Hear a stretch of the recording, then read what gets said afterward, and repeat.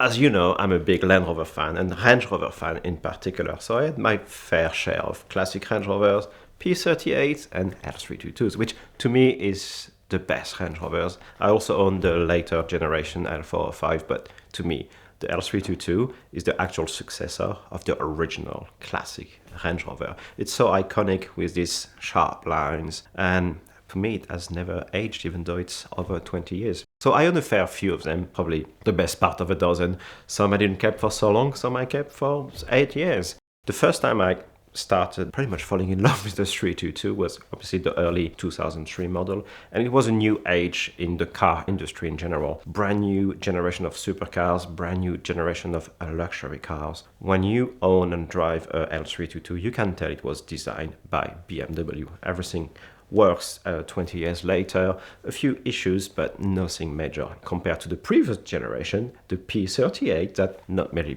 people really love still now. Plenty of issues with the engine in particular. I've been there. I had the engine done. I will not own a P38 anymore. So the first time I tried L322 is in California, just as it came out 2002. V8, fantastic, 4.4, so much power and torque. The vehicle is super quiet, yet you can take it off-road. So I really wanted to own one of them.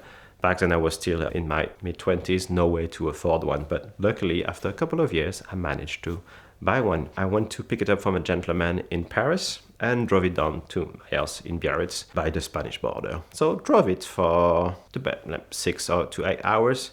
And I was so disappointed with the car. So what you guys in America didn't get is the 6-cylinder, 3-liter BMW engine. And this car was not supposed to have this engine. So Land Rover and BMW designed the car with two 6-cylinder options for the diesel. And when the two brands separated, at the very beginning of the production of the car, BMW only offered the lower spec version of the 6-cylinder. So it was never a very impressive car as a diesel, but as a V8, it's the best car on earth. For the best part of a decade, I just accumulated L322s or replaced them whenever a new generation came out. I really wanted one. And I just didn't want a regular one. I wanted, a special edition. So I was lucky enough to own some event used vehicles. Did get the chance to bring them to some of the fantastic events with Land Rovers. Brought up some of the classic ones to Goodwood for the Festival of Speed or Revival, which again is not anything I would even have thought would have happened as a young owner from abroad. So working with the press, I got lucky enough to meet a lot of enthusiasts, pretty wealthy owners that had one-off built cars. So one of them was a 2004 Balmoral Green L322 Range Rover. It doesn't mean much for many people, but when you're a Land Rover nut,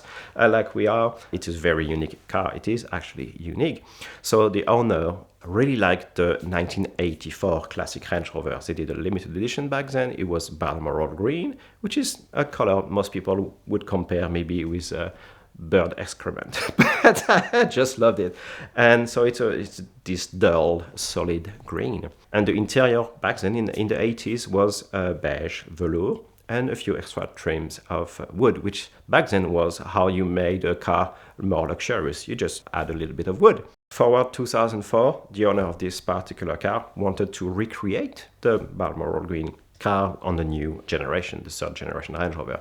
So he had the same color applied to the car. He wanted extra pieces of wood on the car, very nice sounding exhaust system, and surprisingly, canvas fabric seats. So he contacted Land Rover, which would have happily obliged through their autobiography.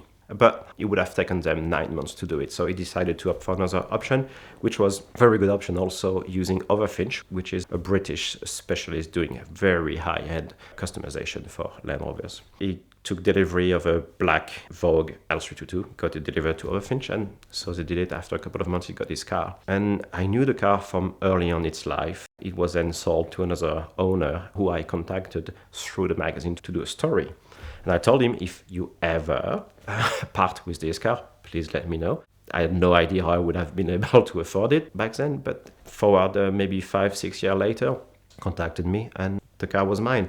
However, the car was not in the same shape or state it was when I first saw it, so it was a bit of a disappointment. It was not even registered and it had no MOT, so the certificate from the UK government that you can drive the car on the road. And it had been sat for over a year outside. So it needed a lot of work, a full restoration. We took the car to bits to do a full respray and redo the interior, and it was quite an ordeal. But I can tell those guys at Overfinch did a fantastic job, because while the car was originally black, when we removed the doors and the bumpers and everything, you could not see any black. So fair play, they did a very good job. And then I wanted to find other exotic L322s, and this is how I met our common friend Sam Hard, because Sam, just like us all, he likes movie-used cars. And if you're familiar with the Fast and Furious franchise, they did the Hobbs and Shaw first episode. They used L322s as the bad guys' cars.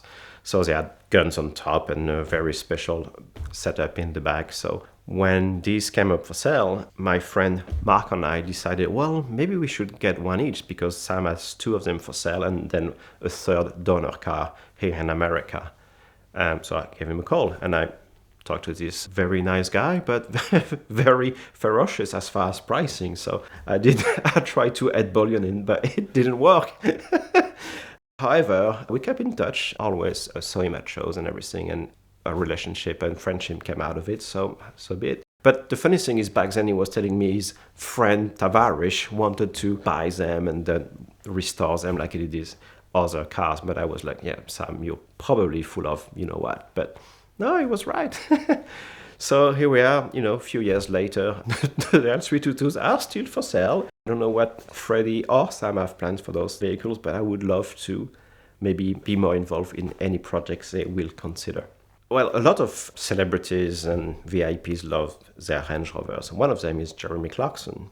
I think he still uses his green one soft, and he's always been very enthusiastic about them. The specs his car has it's not British racing green, but it's very older gentleman spec one. But fair play to him, he was the first L322. He also back then reviewed the Overfinch one, which did use the original V8 with a different setup and crankshaft, if I remember correctly. And same thing, like, all right, back then we saw this on BBC Top Gear, and then you could sit on YouTube, but that was about it. But that was enough to get us all excited about not only the L322, but also the Overfinch spec car. I think in more broadly, we drive less miles. We respect our cars a bit more than you guys here, and we service our cars. What I've noticed, if you go on eBay UK or eBay US and you see those 20-year-old cars, you can tell in America they've been used and abused. The seats are completely broken, the door panels are broken, and I've never seen this in the UK. So I don't know if people respect the cars the same way, or if they abuse them, or if they try to save on servicing them. But the reality is the cars are exactly the same. It's just the way you drive. You probably drive way more than we do. Also, the weather conditions in America are completely different than they are in the UK. So ours will rust, yours will just, just get hit by the sun or the snow. Now the reliability is the same. I think we drive less and service them every year, whereas people in America may tend to try to save a few bucks not servicing their cars. And the thing is, a lot of those cars, they get written off after 15, 20 years because they cost more in servicing than they're worth. So people just will send them to the crusher, even though they're still pretty good. If only they had, serviced them. Buying a used car without getting ripped off is all about research, and we can pull a Carfax or look on the VINwiki app, but there is nothing like an in-person inspection. And the fastest, cheapest, and easiest way to do that is with the Lemon Squad. Lemon Squad has been a longtime sponsor here at VINwiki, and they have representatives all over the country that can put eyes and hands on a car and send you a detailed inspection report plus pictures, usually within 24, 48, even 72 hours. And so there's nothing that makes you a shrewder negotiator than the information that you're going to get from a real person actually seeing the car. So check out the Lemon Squad now at the link in the description below for a special discount. And if you do want a Carfax, they'll even save you $10 on that. The Lemon Squad is who I use every time I'm trying to negotiate a deal, because I can't always be there, especially if it's across the country, but their nationwide network of inspectors can do just that. So check them out now to thank them for their support of VINwiki and buy your car more safely with the Lemon Squad.